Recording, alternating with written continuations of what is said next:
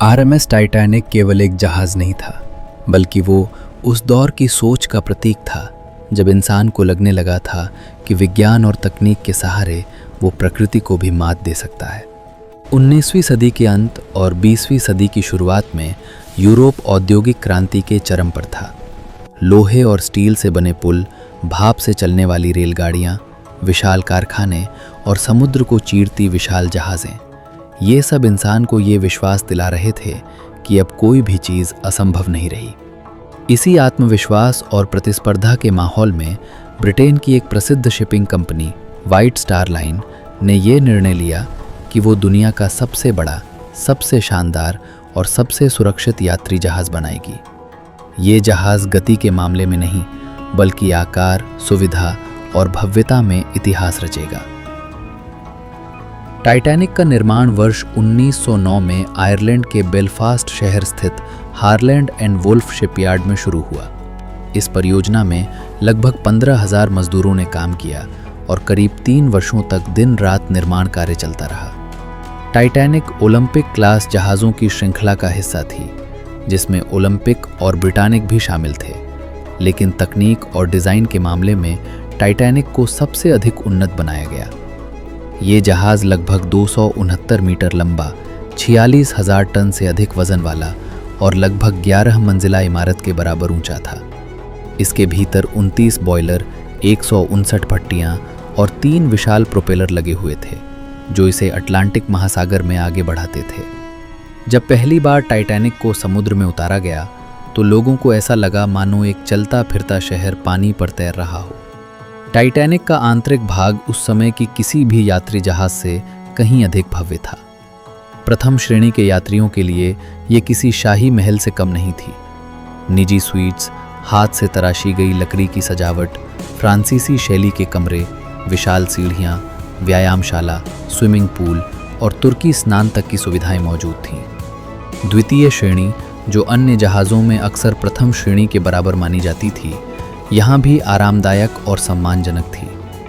लेकिन तृतीय श्रेणी, जहाँ अधिकतर वे प्रवासी यात्री थे जो अमेरिका में एक नई जिंदगी की तलाश में जा रहे थे, उनके लिए सुविधाएं सीमित थीं। छोटे कैबिन, साधारण व्यवस्था और जहाज़ के निचले हिस्सों में रहना। टाइटैनिक एक ही समय में 3 अलग अलग दुनियाओं को ढो रही थी, जहाँ हर वर्ग की अहमियत अलग थी। टाइटैनिक के डिज़ाइन का सबसे ज़्यादा प्रचारित पहलू उसका वाटर टाइट कंपार्टमेंट सिस्टम था। जहाज़ के निचले हिस्से को 16 अलग अलग खंडों में बांटा गया था, ताकि यदि जहाज़ का कोई हिस्सा क्षतिग्रस्त हो जाए और उसमें पानी भर जाए, तो बाकी खंड बंद होकर जहाज़ को डूबने से बचा सकें। व्हाइट स्टार लाइन के विज्ञापनों और अखबारों में बार बार ये दावा किया गया कि टाइटैनिक लगभग न डूबने वाला जहाज़ है, लेकिन यहीं से एक बड़ी गलतफहमी ने जन्म लिया।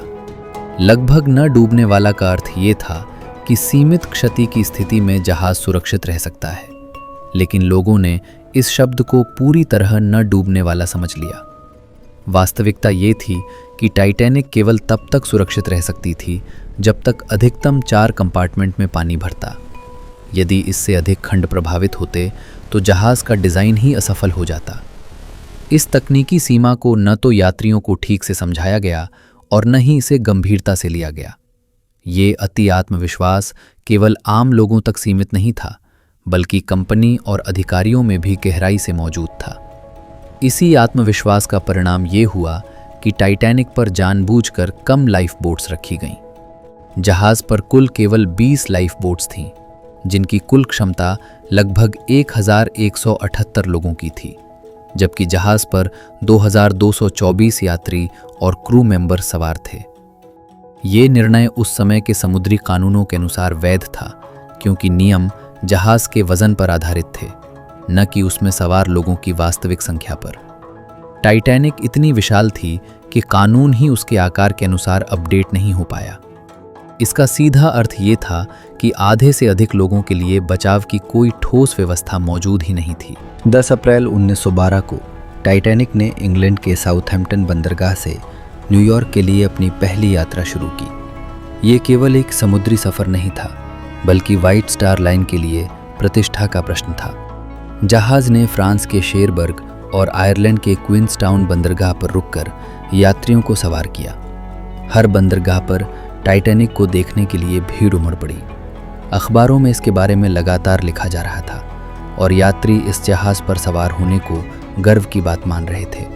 जहाज़ के कप्तान एडवर्ड जॉन स्मिथ थे, जिन्हें अपने समय के सबसे अनुभवी कप्तानों में गिना जाता था। ये उनकी सेवानिवृत्ति से पहले की अंतिम यात्रा होने वाली थी, इसलिए उनका आत्मविश्वास और अधिकार दोनों बहुत मजबूत थे। 14 अप्रैल 1912 को टाइटैनिक उत्तरी अटलांटिक महासागर के उस क्षेत्र में पहुंच चुकी थी जहां हिमखंडों का खतरा आम बात थी। उस दिन जहाज़ को कई अन्य जहाज़ों से चेतावनियां मिली कि आगे बर्फ़ के बड़े बड़े टुकड़े और आइस फील्ड मौजूद हैं। कुछ संदेश ब्रिज तक पहुँचे, कुछ रेडियो रूम में ही रह गए और कुछ को उतनी गंभीरता से नहीं लिया गया जितना लिया जाना चाहिए था। मौसम बिल्कुल साफ था, समुद्र असामान्य रूप से शांत था और दृश्यता अच्छी लग रही थी। लेकिन यही शांति सबसे बड़ा धोखा थी। लहरों की कमी के कारण हिमखंडों को पहचानना और भी कठिन हो गया। इसके बावजूद जहाज़ की गति कम नहीं की गई और न ही रास्ता बदला गया। इस बिंदु पर टाइटैनिक की कहानी एक ऐसे मोड़ पर खड़ी थी जहां सब कुछ सामान्य दिखाई दे रहा था, लेकिन वास्तव में हर निर्णय उसे विनाश की ओर ले जा रहा था। यात्री अपने कैबिनों में सो रहे थे। प्रथम श्रेणी के हॉल में संगीत बज रहा था और जहाज़ पूरी गति से अंधेरी रात में आगे बढ़ रहा था। किसी को ये अंदाज़ा नहीं था कि कुछ ही घंटों के भीतर ये न डूबने वाला जहाज़ इतिहास की सबसे भीषण समुद्री त्रासदियों में बदलने वाला है। 14 अप्रैल 1912 की रात उत्तरी अटलांटिक महासागर असामान्य रूप से शांत था। समुद्र की सतह पर लगभग कोई लहर नहीं थी और आसमान बिल्कुल साफ था।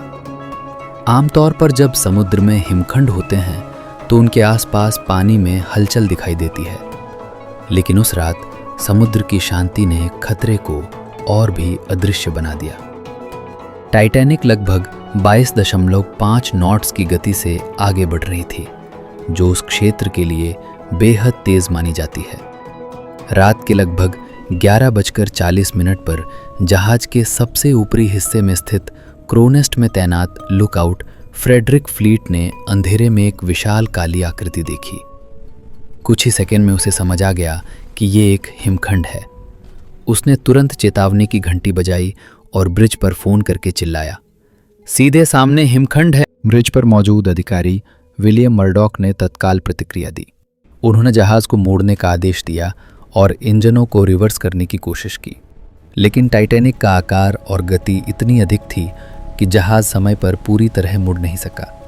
हिमखंड ने जहाज को सामने से नहीं टकराया, बल्कि उसके दाहिने हिस्से को नीचे की ओर से रगड़ता हुआ निकल गया। टकराव इतना हल्का लगा कि कई यात्रियों को तो झटका भी महसूस नहीं हुआ।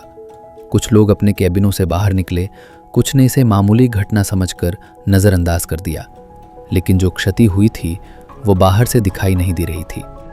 हिमखंड के निचले हिस्से की कठोर बर्फ ने जहाज़ के स्टील प्लेट्स को एक बड़े छेद की तरह नहीं, बल्कि कई जगहों पर हल्के हल्के खोल दिया था। इन छोटे छोटे खुलावों के कारण समुद्र का पानी एक साथ कई वाटरटाइट कंपार्टमेंट्स में तेज़ी से घुसने लगा।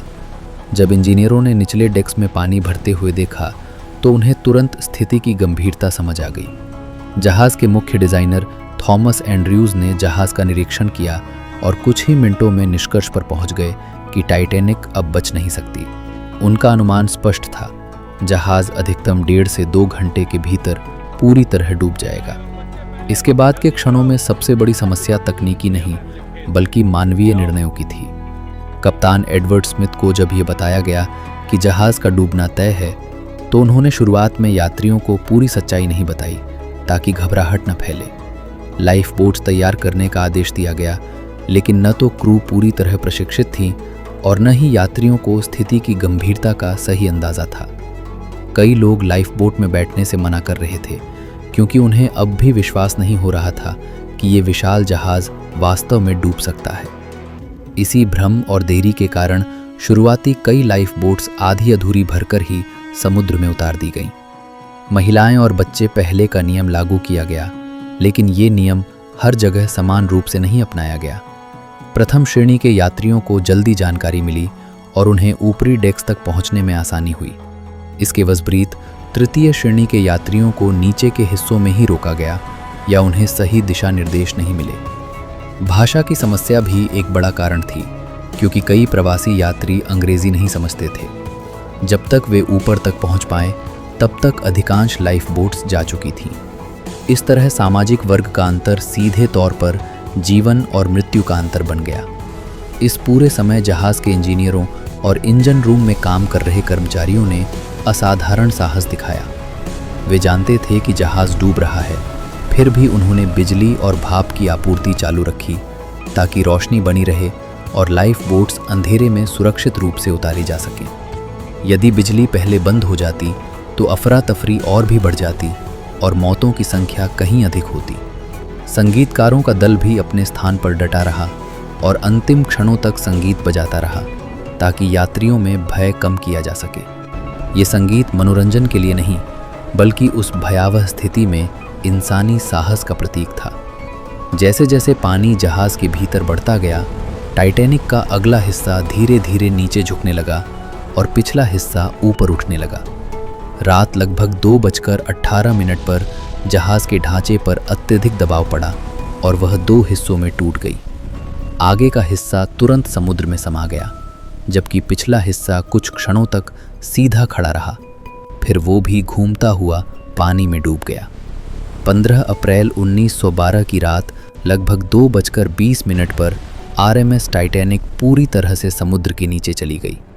इसके बाद समुद्र में जो दृश्य था वो शब्दों में बयान करना कठिन है। सैकड़ों लोग बर्फीले पानी में गिर चुके थे। पानी का तापमान लगभग -2 डिग्री सेल्सियस था। ऐसे पानी में कोई भी इंसान बिना सहारे कुछ ही मिनटों में हाइपोथर्मिया का शिकार हो जाता है। चीखें धीरे धीरे कम होती गईं और कुछ ही समय में समुद्र फिर से शांत हो गया। बहुत कम लाइफ बोट्स वापस मुड़ी और जब तक वे पहुंची तब तक अधिकांश लोग दम तोड़ चुके थे। अंततः केवल 706 लोग जीवित बच पाए।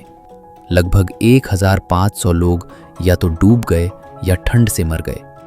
कुछ घंटों बाद कारपेथिया नामक जहाज़ वहां पहुंचा और बचे हुए लोगों को अपने ऊपर लिया। जब ये जहाज़ न्यूयॉर्क पहुंचा तो पूरी दुनिया को ये समझ में आ गया कि जिसे न डूबने वाला कहा जा रहा था वो इतिहास की सबसे बड़ी समुद्री त्रासदी बन चुका है। 1985 में लगभग 73 साल बाद वैज्ञानिक रॉबर्ट बेलर्ड और उनकी टीम ने टाइटैनिक के मलबे को अटलांटिक महासागर की लगभग 3800 मीटर गहराई में खोज निकाला। आधुनिक तकनीक और 3D स्कैनिंग से ये स्पष्ट हुआ कि टाइटैनिक किसी एक बड़े छेद के कारण नहीं, बल्कि कई छोटे संरचनात्मक नुकसान के कारण डूबी थी। आज ये जहाज़ समुद्र की गहराइयों में धीरे धीरे नष्ट हो रही है, लेकिन उसकी कहानी अब भी जिंदा है। टाइटैनिक केवल एक जहाज़ की कहानी नहीं है, ये इंसानी घमंड, अधूरी तैयारी और प्रकृति को कम आंकने की चेतावनी है। उस रात समुद्र ने सिर्फ एक जहाज़ नहीं लिया, बल्कि ये भी साबित कर दिया कि तकनीक कितनी भी उन्नत क्यों न हो, वो इंसानी भूलों से ऊपर नहीं होती।